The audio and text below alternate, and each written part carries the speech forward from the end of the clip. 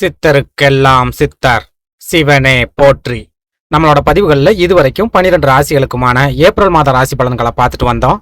அதோட தொடர்ச்சியா இனி வரக்கூடிய பதிவுகள்ல 12 ராசிகளுக்குமான சித்திரை மாத ராசி பலன்களை பார்க்க இருக்கிறோம்.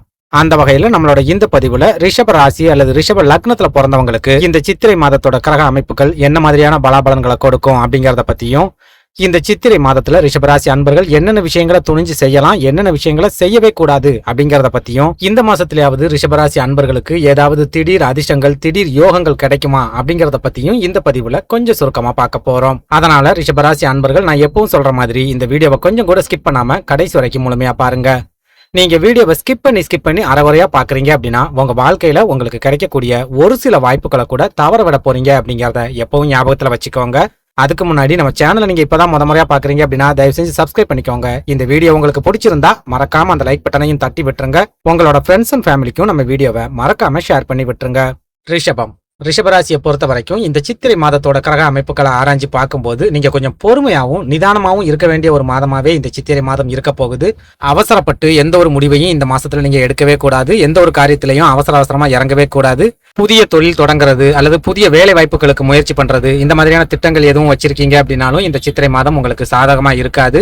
ஏற்கனவே நீங்க பாத்துக்கிட்டு இருக்கிற தொழிலையோ அல்லது உத்தியோகத்திலேயோ ஏதாவது மாற்றங்களை செய்யணும் அப்படின்னா கூட இந்த சித்திரை மாதம் உங்களுக்கு சாதகமான ஒரு காலகட்டமா இருக்காது அப்படின்னு சொல்லிடலாம். அதுலயும் முக்கியமா இந்த சித்திரை மாதத்துல சூரிய பகவான் உங்களோட விரயஸ்தானம் அப்படின்னு சொல்லக்கூடிய மேஷராசியில வந்து உட்கார்ந்துருவார். அப்படிங்கறதால இந்த காலகட்டம் உங்களுக்கு செலவுகள் நிறைந்த ஒரு காலகட்டமா இருக்கும். தேவையில்லாத விரய செலவுகள் உங்களை விடாம துரத்திக்கிட்டே இருக்கும். உங்களோட ஜென்ம ராசியில குரு பகவான் உட்கார்ந்துகிட்டு இருக்கார். அது ஒரு வகையில உங்களுக்கு பிளஸ்ஸாவே இருந்தாலும் சூரிய பகவான் விரயஸ்தானத்துல இருக்கக்கூடிய இந்த காலகட்டம் ஒரு சில மைனஸ்களும் உங்களுக்கு கண்டிப்பா இருக்கத்தான் செய்யும். தேவையில்லாத விரய செலவுகள் ஏற்படும். கடன் வாங்க வேண்டிய ஒரு சூழல் அப்படிங்கிறது ஏற்படும். சொந்த தொழில் செய்யறவங்க தொழில் செய்யக்கூடிய இடங்கள்ல சின்ன சின்ன விபத்துக்களை சந்திக்கிறதுக்கும் தீ விபத்துகளை சந்திக்கிறதுக்கும் கூட அதிகமான வாய்ப்புகள் அப்படிங்கிறது இருக்குது. உங்களோட குடும்ப செலவுகள், அன்றாட செலவுகள் இந்த சித்திரை மாசத்துல 2 மடங்கா அதிகரிக்கும். செலவு அப்படிங்கிறது உங்களுக்கு இருந்துகிட்டே இருக்கும். நீங்க கஷ்டப்பட்டு உழைக்கிற பணம் எல்லாமே தண்ணியா செலவாகிக்கிட்டு இருக்கும். நீங்க என்னதான் முயற்சி பண்ணாலும் சரி ஒரு ரூபாயை கூட உங்களால சேமிக்க முடியாது. அதே சமயம் இந்த செலவுகள் எல்லாத்தையுமே சமாளிக்கக்கூடிய அளவுக்கு பணப்புழக்கமும் இந்த மாசத்துல உங்களுக்கு சிறப்பாவே இருக்கும். பெரிய அளவுல பண நெருக்கடி, பண தட்டுப்பாடு அப்படிங்கிற பிரச்சனைகள் உங்களுக்கு இருக்காது.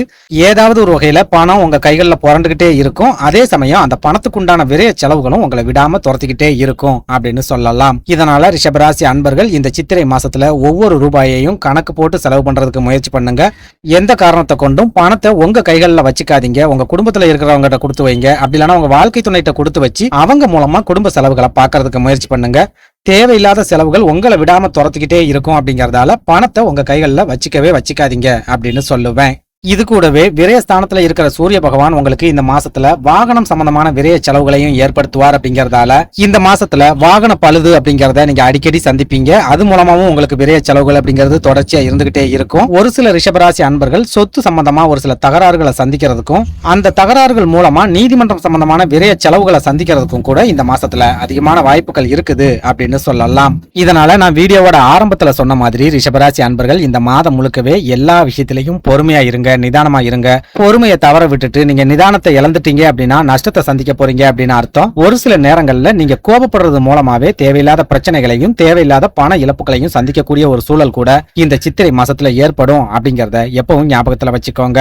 அதே சமயம் உங்க ராசிக்கு 2ஆம் வீட்டுக்கு அதிபதியா இருக்கக்கூடிய புதன் பகவான் இந்த சித்திரை மாசத்துல உங்களோட லாபஸ்தானம் அப்படின்னு சொல்லக்கூடிய மீனராசியில இருப்பாரு. அப்படிங்கறதால இந்த மாசத்துல குடும்ப வாழ்க்கையில பெரிய அளவுல பிரச்சனைகள் அப்படிங்கிறது உங்களுக்கு இருக்காது. குடும்ப வாழ்க்கையில கணவன் மனைவிக்கிடையே ஒற்றுமை அதிகரிக்கும். உங்களுக்கும் உங்க வாழ்க்கை துணைக்கும் ஏற்கனவே பிரச்சனைகள் இருக்குது, சண்டை சச்சரவுகள் இருக்குது அப்படின்னா இந்த சித்திரை மாதத்துல அந்த மாதிரியான சண்டை சச்சரவுகள் எல்லாமே முழுமையா விலகும். லாபஸ்தானத்துல இருக்கிற புதன் பகவான் உங்க வாழ்க்கை துணை மூலமாவே உங்களுக்கு ஒரு சில லாபங்களையும் எதிர்பாராத அதிர்ஷ்டங்களையும் கூட இந்த மாசத்துல உங்களுக்கு ஏற்படுத்தி கொடுப்பார் அப்படின்னு சொல்லலாம். அதே போல உங்க வாழ்க்கை துணையோட உடல் ஆரோக்கியத்துல ஏதாவது பிரச்சனைகள் இருக்குது அப்படின்னாலும் அந்த மாதிரியான பிரச்சனைகள் கூட இந்த சித்திரை மாசத்துல படிப்படியா குணமாக ஆரம்பிக்கும். அது மூலமா மருத்துவம் சம்பந்தமான விரை செலவுகள் உங்களுக்கு குறையும். குடும்ப வாழ்க்கையில கண்டிப்பா மகிழ்ச்சியும் நிம்மதியும் உங்களுக்கு கிடைக்கும். மன மகிழ்ச்சியான ஒரு குடும்ப வாழ்க்கையை இந்த மாசத்துல வாழ போறீங்க.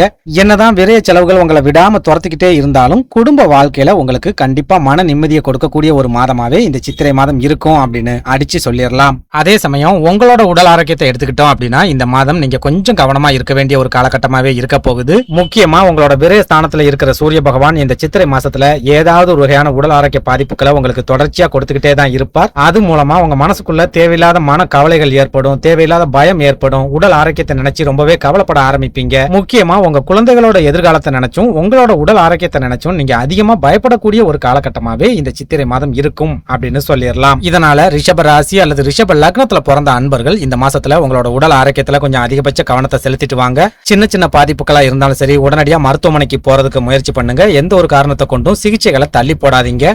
முக்கியமா உங்களோட உடல் ஆரோக்கியத்துல என்னென்ன பிரச்சனைகள் இருக்குது அப்படிங்கறத உங்க வாழ்க்கை துணை கிட்ட தெரியப்படுத்துங்க. குடும்பத்துல இருக்கிறவங்க கிட்ட சொல்லாம மறைச்சு உங்களோட உடல் ஆரோக்கியத்தை நீங்களே கெடுத்துக்காதீங்க அப்படின்னு சொல்லுவேன்.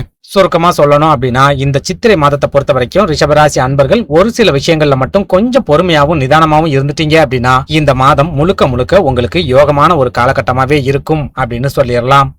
நன்றி, வணக்கம்.